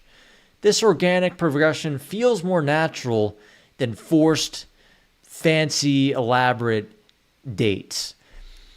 When dates are affordable, you can see each other more frequently. More interaction opportunities means faster relationship development and better compatibility. All right, so let's talk about the most effective cheap date ideas. Here are the specific cheap date formats that consistently create the best results. Coffee date is the absolute gold standard. Cost about $5 to maybe $15. Like, I don't know, maybe they get a croissant or something. Duration 1 to 2 hours with natural duration 1 to 2 hours with natural extension possibilities. Again, go for the walk, whatever, go to the waterfront. Benefits are easy conversation, comfortable setting, simple exit if needed. Things aren't going well, very easy to get out of there. It's just a cup of coffee, These are best for initial meetings, afternoon dates. Maybe they're busy at night. They're busy, and afternoon is the only time they can do. And again, just getting to know someone. Next up, we have walking dates. Cost free. Duration 1 to 3 hours, depending on the route and interest. Now, 3 hours might be a little too much. I would actually say 1 to 2 hours is probably better. Benefits, you're side by side, which is a little different than directly looking at each other. It's a physical activity, so you're losing weight. And it's a natural progression thing. Maybe you walk by some ice cream, you get some ice cream. You walk by a church, you can walk in the church, say, oh, it's so pretty. It's best for people who want to be active, or they want to maybe explore the area together. Or if there's nice weather, you can do the walk, then sit down in a park, get a makeout in, I don't know. Next up is happy hour drinks for a date idea. Cost $15 to $30 usually, depends where you are. The benefits are slightly more relaxed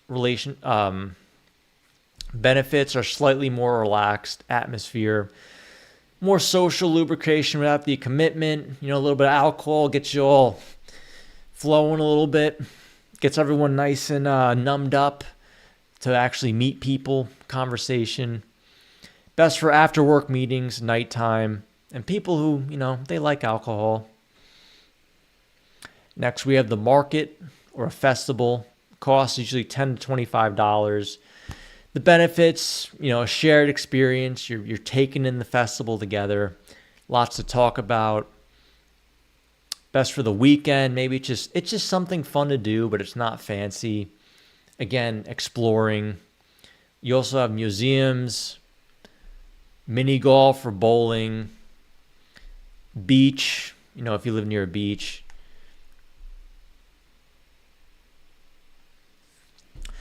Now, the key success factors for all this are they all share the same thing. All these effective cheap dates share the same characteristics.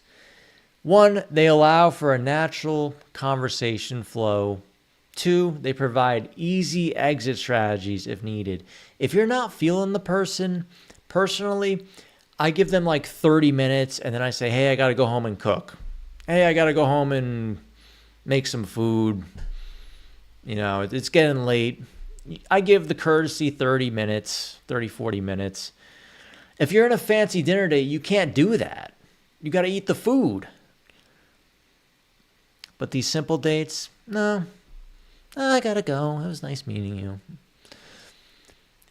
They create opportunities for genuine interaction. And number 4, they remove performance pressure. And number 5, they focus attention on getting to know each other. That's the most important part. You're looking at this person and it's getting to know them. You're looking at them physically. Okay, they look good enough. Let's see the personality, the astrology, whatever makes us tick. I don't know. That's the whole part, not food.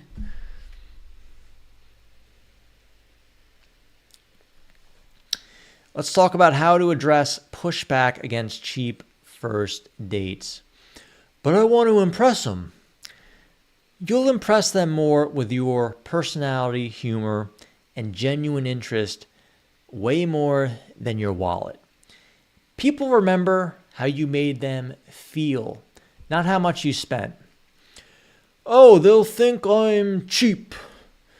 Quality people understand that first meetings should be low pressure. Anyone who judges you for suggesting coffee or a walk probably isn't relationship material anyway. See, they want that money, baby. Expensive dates show I'm successful. I gotta go on an expensive date. No, success is better demonstrated through confidence, ambition, and life stories than through spending money on strangers. Save the expensive displays for when you know someone better. Oh, but what if they expect dinner? If someone demands expensive first dates, they're probably not genuinely interested in getting to know you. This expectation is actually a red flag that saves you time and money. Oh, I want to do something special.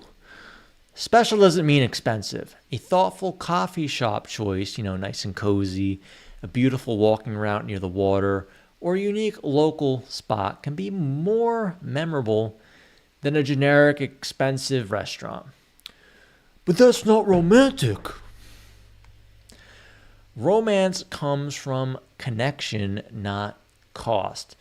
Some of the most romantic moments happen over simple conversations in casual settings when two people genuinely connect. Oh, but my friends will judge me. Your friends aren't dating this person. You are. Make decisions based on what works for your dating success, not what looks impressive to others. Who cares? But I can afford expensive dates. I have a lot of money. Being able to afford something doesn't mean it's the best strategy. Rich people often prefer simple first dates because they reveal authentic interest. Well, the smarter rich people. Let's talk about the reframe strategy. Instead of defending cheap dates, position them positively. You can say any number one of these things. I prefer relaxed first meetings where we can actually talk. Coffee lets us focus on getting to know each other. I like keeping first dates casual and comfortable. Simple dates reveal whether we have genuine chemistry. Next is setting expectations. Be upfront about your dating philosophy. Explain that you prefer to build investment gradually. Share that your best relationships started with simple dates. Emphasize your focus on compatibility over entertainment. Show confidence in your approach rather than apologizing. Never apologize.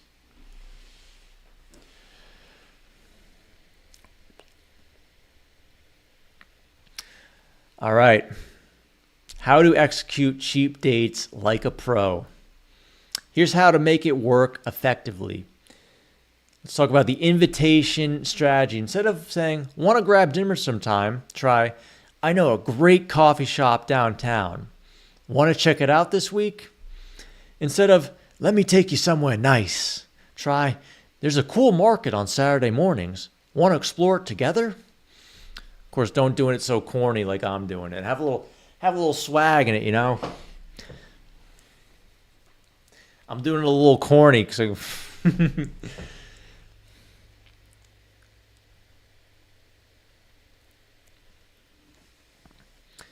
Let's talk about the timing optimization. Coffee dates. Aim for afternoon, 2 to 4 p.m. or early evenings, 5 to 7 p.m.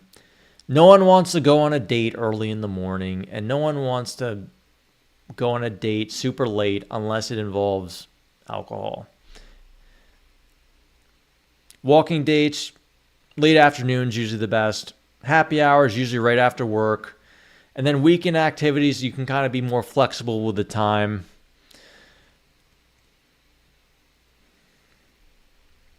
Let's talk about location selection. You should choose venues that are comfortable for conversation, easy to find and access, appropriate for the person's lifestyle, flexible for extending or ending as needed, and memorable without being expensive. Now, cheap dates have very natural extension possibilities. Coffee can extend to a walk.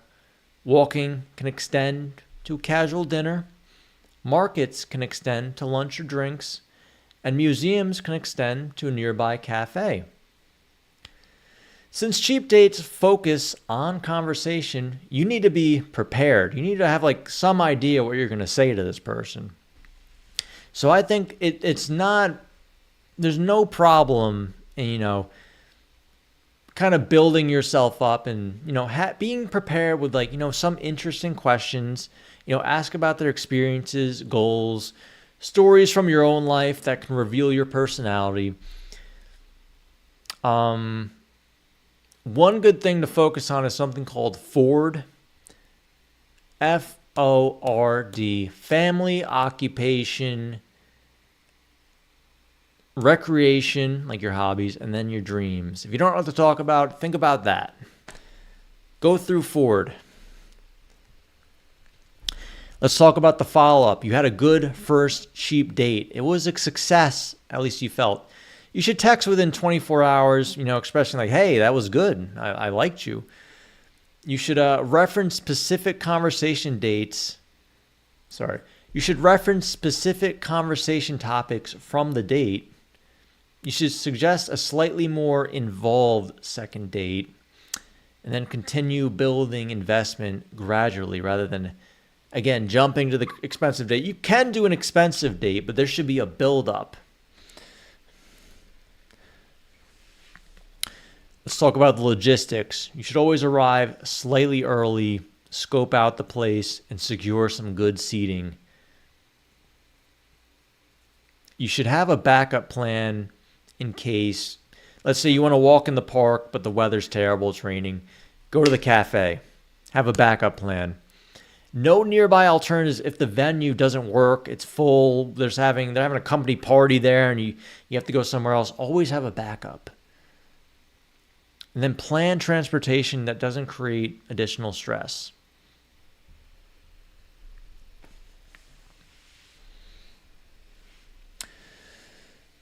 Now let's talk about investment escalation. Build the financial investment gradually. First date, $5 to $15. Second date can be $25 to $40.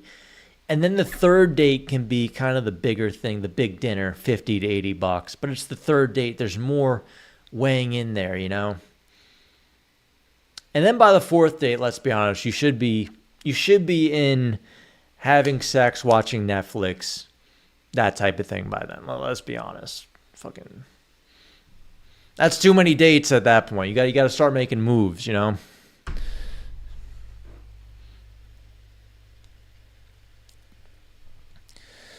Let's talk about the long-term benefits. Cheap first dates don't just work better in the moment. They create better long-term relationship outcomes.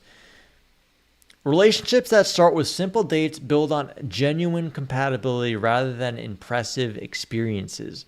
This creates a more solid foundation for long-term success. When you start with conversation-focused dates, you establish good communication as the foundation of your relationship. This skill serves you throughout the entire relationship. Simple beginnings create realistic expectations about the relationship. Neither person expects constant entertainment or elaborate gestures. You just like each other for who you are. We're just vibing together. Starting with budget-conscious dating reveals financial values and compatibility early. This prevents future conflicts about money and spending. When attraction develops in simple settings, it's based on genuine chemistry rather than being swept up in a nice dinner and it's all crazy. Cheap dates are more repeatable and sustainable. You can see each other frequently without financial strain, accelerating relationship development. Starting with low investment dates creates equal partnership dynamics from the beginning. Neither person feels like they owe the other one special treatment. Simple dates often require creativity and flexibility, revealing how well you work together to create positive experiences from minimal resources. When external factors are minimal, connection must be based on shared values, humor, interests, and personal compatibility.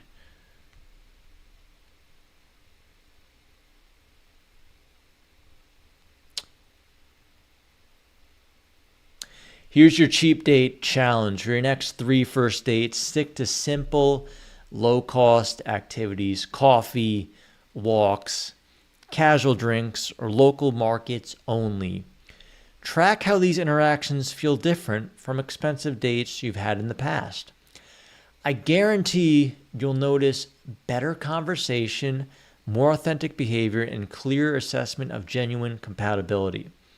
You'll also save hundreds of dollars that you can invest in yourself or save for special experiences with people who have earned that investment. Drop a comment and tell me, what's the best cheap date you've ever been on and what made it special? I want to hear your success stories of simple, authentic connections. If this video changed how you think about dating strategy, smash that thumbs up button. Share this with someone who's been overspending on first dates without getting better results. Subscribe and hit the notification bell if you want more counterintuitive dating advice that actually works. The best dates aren't the most expensive ones. They're the ones where genuine connection happens. And start creating those connections as soon as possible. All right, this is Peter Wins. Thanks for watching. See you guys in the next one.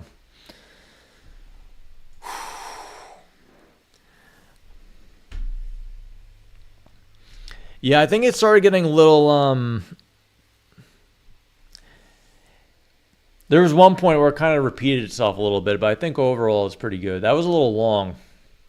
We can always cut it down in the editing. Yeah, it was long. That was a long one. I think there are some parts we can cut out. Cut it down. You want the videos to be over 10 minutes because you get more ads from Google. So that's why all YouTubers have their videos over 10 minutes, because you can have more ads in it. That's like literally the only reason. So we're shooting for over 10 minutes. Yeah, you can speed it up with the editing for sure.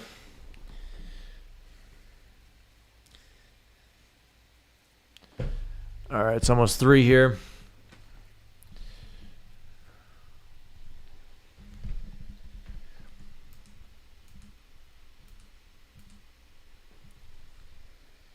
It was good the last few minutes. Thank you. Thank you, John. I mean, it's actually good advice, dude. I don't go on dinner dates. Maybe I should talk about like food is not that sexy. Like, what if you get your food and you don't like it? What if the waiter fucks up? Like, all this shit can happen. What if you get food poisoning? But no, I don't like expensive dates. I do not like expensive dates.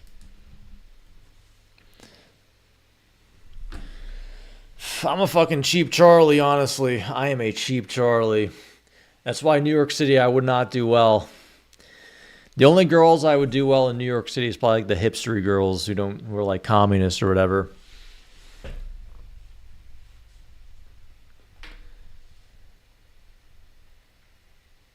I think a drink is probably the best date. You get a little drink. Hello, FU. How you doing? I think a drink is the best. Get a little social lubrication.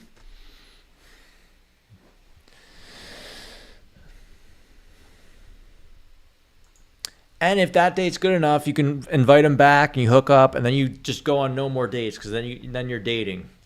You skip the whole other process.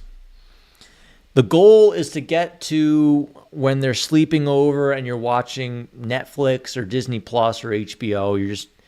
That's the fucking goal, because that's like what everyone likes, is like you fucking cuddle and you watch TV shows, Netflix, whatever girls watch.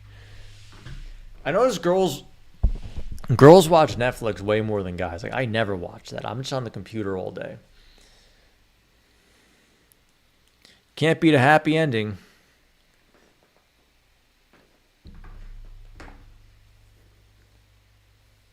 Yep, cook and clean. Yep.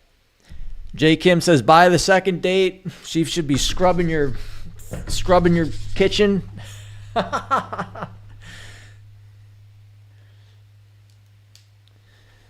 Actually, that's a great second date, is the cooking date. Cooking dates are the best. I'll cook a girl a nice steak. Steak, potatoes, little hollandaise sauce, pre-made hollandaise sauce. That's all you need.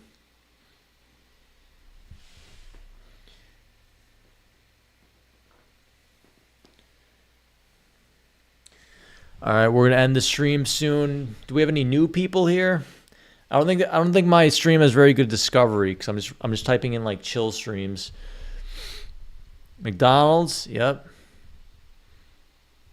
That's what the youth is going to. The youth are doing their drugs in the woods, then going to McDonald's, and then they're having sex, and they're creating the new generation from that combo.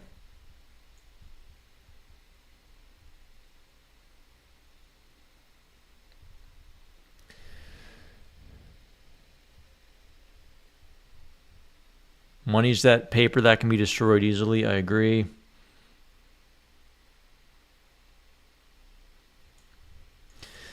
Yeah.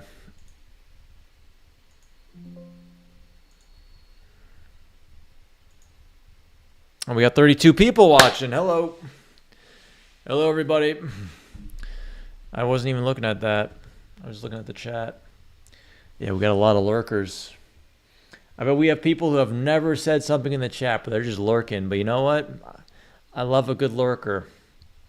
More power to the lurkers, you know?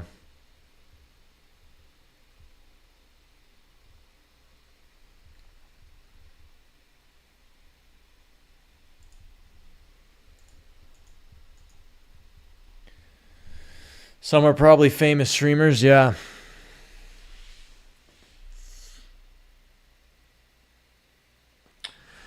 If that's the case, you leave your blinds open. I'm going to turn this off. My fucking eyes are dying. Okay. Well, hopefully you guys like those little scripts. Hopefully we can turn them into a video. We can start pumping out new content and getting some new people in here. I know that doesn't mean... That's not bad talking the old subs. I love the old subs. You guys are the best.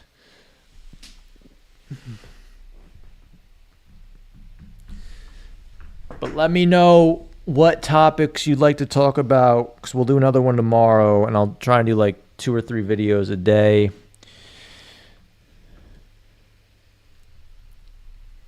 Because live streaming, I don't know why I can't work on this stuff on my own time. Like, I get annoyed by it, like, but live streaming, it makes it easier. I'm in Oslo. We can do a walking tour when I'm in a new city, but I don't know. I'm just bored. I'm bored of Oslo. There's no point in walking. I haven't been to like the center area in like a week or 2. I just don't care. But the new cities I'm going to in the next 10 days, I'll probably do 1 or 2 walking tours just to keep that spirit alive. And I'll definitely do it in Medellín, even though I might get robbed. But that'd be fun, right? That's why you guys watch me in New York. You think I'd get robbed, right? We can go to El Centro, Medellín. We could see all the craziness of Latin America. We can see the beauty of Latin America. All right, guys. I'll see you later. Thanks for tuning in. Join the Discord if you want.